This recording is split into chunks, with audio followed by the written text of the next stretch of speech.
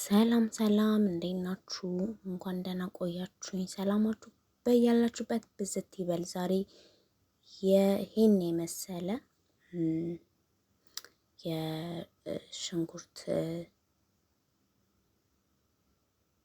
ሾርባ ይዤላችሁ መጥቻለሁኝ። ውድ ቤተሰቦቼ ሽንኩርቱን እንደዚህ ሽሪሚሪ ክትፍ እናደርገዋለን። በነገራችን ላይ ጉንፋን እንደያዘኝ ቤተሰቦቼ ታውቃላችሁና ጉንፋኑን ደግሞ ያስያዘችኝ ማለት ነው። ያው ታውቃላችሁ አሰሪ ናት። ስለዚህ ራሴን መንከባከብ አለብኝ አይደል? በተቻለኝ አቅም። ስለዚህ ሽንኩርቴን ከተፍኩኝ። ሽሪሚሪን የከተፍኩት በሽንኩርት ብቻ የሚሰራ ሾርባ ነው። እኔ በጣም እወደዋለሁ። በጣም አሪፍ ነው። አንደኛው ጉንፋናችሁን ትኩሱን ስትጠቀሙት ጉንፋናችሁን እንዲበስልላችሁ ያደርጋል። አፒታይታችሁን ይከፍታል እና በጣም ቆንጆ ነው። ውድ ቤተሰቦቼ አብራችሁኝ ስሩ። እዚህ ጋር ዘባዴ እናደርጋለን። ትንሽ ቀረጥ አድርገን ደግሞ ማለት ነው ዘይቱን ካለን ዘይቱን እናደርግበታለን ማለት ነው። ለብቻው እንዳይሆንና ለብቻው ሽንኩርቱን ስናምሰው እንዳይቃጠል ትንሽ ዘይቱን እኔ ያደርግበታለሁ። ጣዕሙም ደስ ይለኛል ማለት ነው። እና እሺ እንትኑ ቪዲዮን በጣም ቀስ እያደረኩኝ ይኸው እያደረኩኝ ነው። ቀስ እያደረኩኝ ስለሆነ ስፒዱን ቀንሼው ነው ያለሁት እና ሽንኩርቴን አደረኩኝ። ሽንኩርቴን አድርጌ እንግዲህ እስከሚበስል አሁንም ገና ነውና ዝም ብዬ አንዳንድ አባባሎች ብላችሁ እያያችሁ ነው። ትንሽ ጨው ነው ብትን ያደረኩት እዚህ ጋር ማለት ነው። ቤተሰብ አንድ አባባል አለ በጣም የምወደው፣ ብዙ አባባሎች አሉ ከምወዳቸው፣ ግን እስከዛ ልንገራችሁ እናንተ ቪዲዮን እያያችሁ ሽንኩርቱን እያበሰለን ማለት ነው። የ9 ወር እርጉዝ በማግባት በአንድ ወር የራስን ልጅ ልትወልድ አትችልም ይባላል። እዚህ ጋር ያሳየኋችሁ ደግሞ ማለት ነው መጂ ነው። ኖርማል መጂ የተፈጨው ማለት ነው። የሚሸጠው ሳይሆን የተፈጨው ቤት ውስጥ አለና ፍርኖ ዱቄት ነው። ሁለቱም ግብአቴ ላይ ያሉ ይጨምራሉ ማለት ነው። እና ጨምራችኋለሁ። ሽንኩርቱ ትንሽ በሰል ይበልና ውድ ቤተሰቦቼ የምር ስትሞክሩትና ስትቀምሱት በጣም እንደምትወዱት እኔ በጣም ስለወደድኩት እናንተም እንደምትወዱት ተስፋ አለኝ ማለት ነው። እሺ ወደ አባባሎቼ እንትን እላለሁኝ እቀጥላለሁ ማለት ነው። እናንተ ግን ተከታተሉኝ። ዛሬ ዛፍ ጥላ ስር የምንቀመጠው የሆነ ጊዜ ላይ የሆነ ሰው ዛፍን ስለተከለው ነው ማለት ነው። ይህ አባባል በጣም ምርጥ ነው። ዛሬ ተከለው ነገ የሆነ ሰው ሊጠለልበት ይችላል ማለት ነው። ለዛ ሰው የማረፊያ ይሆነዋል፣ የሆነ ነገር መሸሸጊያ ይሆነዋል። ዛፍ ስር ሊያርፍበት ይችላል ማለት ነው በአጠቃላይ። እና ይሄ አባባል ዝም ብሎ የሚናቅ አባባል አይደለም ማለት ነው።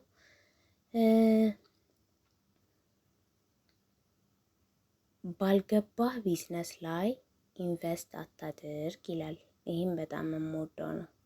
ኢንቨስት ከማድረጋችን ቀድመን እዛ ቦታውን ቀድመን እኛ ስራውን ተቀጥረን ብንሰራ እና ብናየው ጥሩ ነው ማለት ነው። ኦኬ ፍርኖ ዱቄቴን ጨመርኩኝ። እዚህ ጋር 2 ማንኪያ የሾርባ ማንኪያ ከግማሽ ነው የጨመርኩት ማለት ነው። እሱን በደንብ አድርገን እንግዲህ እያሸነው ታዩታላችሁ ማለት ነው። እናንተ እንድታዩት ቀስ ብሎ፣ እኔም ደግሞ ቪዲዮ አጭር ስለሆነ ረዘም እንዲልልኝ ስፒዱን በጣም ቀንሼ ነው የሰራሁላችሁና ወደ አባባላችን እንትን እንላለን። ሳማስል ምናምን ታያላችሁ። ፍርኖ ዱቄትና ማጂ ነው የምጨምረው እዚህ ጋር ማለት ነው። ፍርኖ ዱቄቱ 2ኛው ማንኪያ ማለት ነው እና ማጂ ጨምራለሁ ትንሽ ቆይቼ። ዝናህን ለመገንባት 20 ዓመት ይወስድብሃል። ዝናህን ለማበላሸት ግን 20 ደቂቃ በቂ ነው። ይህን ጉዳይ ካሰብክ ነገሮችን በተለያየ መንገድ ታከናውናቸዋለህ ይላል። አይ አባባል እውነት አባባል በጣም ደስ የሚል አባባል ነው። በአንድ ገቢ ብቻ ጥገኛ አትሁን፣ ሁለተኛ የገቢ ምንጭ ፍጠር። ይቺ ነገር በነገራችን ላይ ውዶችዬ በደንብ ስሟት ማለት ነው። በአንድ ገቢ ብቻ ጥገኛ አትሁን፣ ሁለተኛ የገቢ ምንጭ ፍጠር።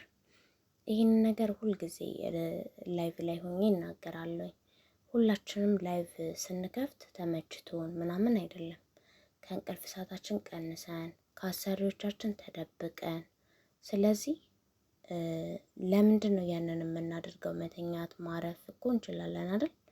ያንን የምናደርግበት ምክንያት ግን ተጨማሪ ገቢ ለማግኘት እና የተሻለ ነገር ነገ እንዲኖረን ቢያንስ እንኳን የሆነ ነገርን ከቨር ያደርግልናል፣ ደሞዛችንን እናስቀምጣለን ማለት ነው። እና በጣም በአንድ ገበያ በደሞዛችን በማዳም ደሞዛችን ብቻ ጥገኛ ከምንሆን ዩቲዩብ ክፈቱ፣ ሌሎች ነገሮች አፕሊኬሽኖች ተጠቀሙ። አሁን ሶሻል ሚዲያ ገንዘብ ይሰራል ከሰራችሁበት እናንተ ማለት ነው። እና ቲክቶክ ስክሮል እያደረግን ባንውል፣ አንዷ እኔም ነበርኩኝ ስክሮል እያደረኩኝ የምውል እና ባናደርግ ጥሩ ነው።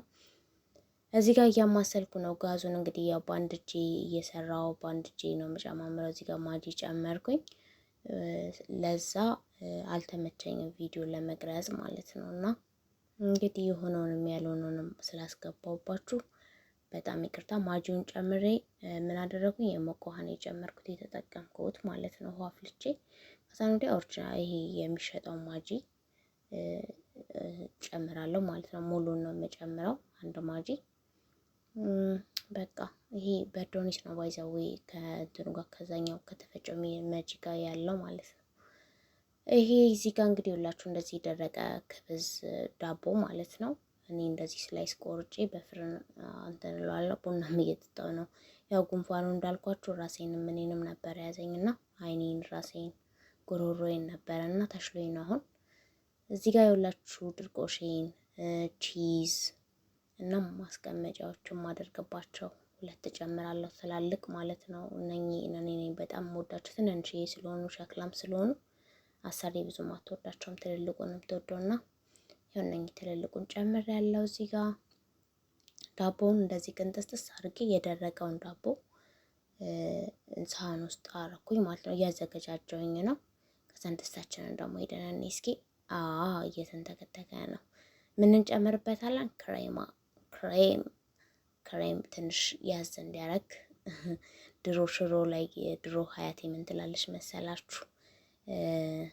ሽሮ ሰራና ወይ ድንች ምናምን ስሰራ ዝም ብዬ በበርበሬ ብቻ ነው የምሰራውና ልጄ አንጀታችንን ያዝ እንዲያደርግ ሽሮ ብትን አርጊበት፣ እኔ የቅንጡ መስራቴ ነው፣ ሽሮ አርጊበት ትለኛለች።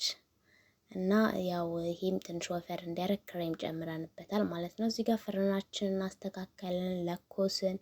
ያው አያችሁታ ወፈራ ማለት ነው። እየወፈራ ነው በደንብ ካንተከተኩት ደግሞ ሞር ይወፈራልና በቂው ነው አሁን ላይ ያለው ማለት ነው። እንትን እንዲልልኝ እኔም አልከዳንኩትም ይበቃዋል ብዬ ማለት ነው። አሁን ምንድነው የምናደርገው?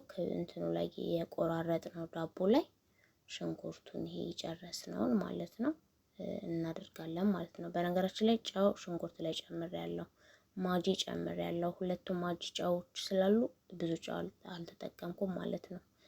ማጂ ራሱ ጨው አለው እና እንዳትሉኝ ብዬ ነው አደራችሁን።